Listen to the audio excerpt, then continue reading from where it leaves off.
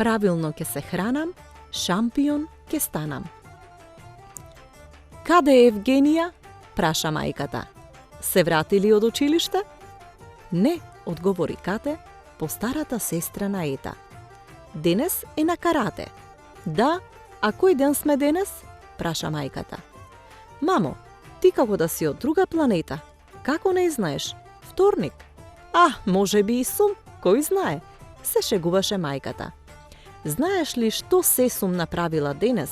И сама се чудам од каде толку сила во мене.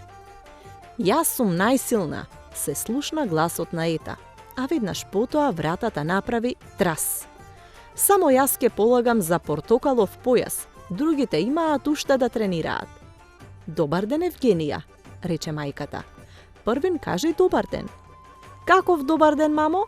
Погледни низ прозорецот, надворе мрак.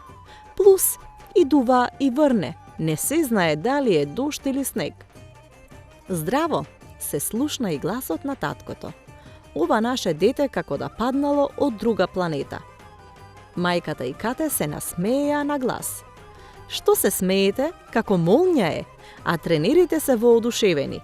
Ке се надпреварува од следниот викенд, ми велат. Не планирајте ништо, во неа лежи злато. Злато на мајка, се насмевна мајката.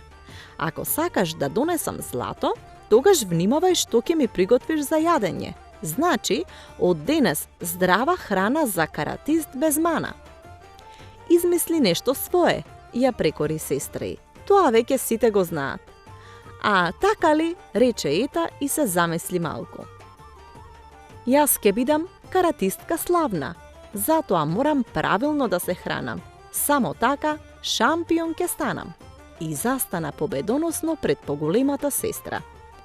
Честитам, ти ќе бидеш најдобриот поет меѓу каратистите, и рече. А сега да видиме што има на масата. Ета се приближи до трпезата. Броколи, варен морков и боранија.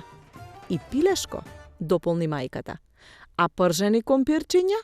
Праша Ета. Тие заминаа во историјата, се насмевна Кате. Здрава храна за нашиот каратист без мана. Ајде, повелете, седнете, послужете се. Ета седна, погледна во очинијата и рече. Мечка страв, мене не ми е страв. И почна да јаде. Првин малку го наморти лицето. Потоа ги растегна устните, па кога устата й беше празна, рече. Оваа правилна исхрана е многу повкусна од што мислев. Златото е мое. Паметете ми го зборот.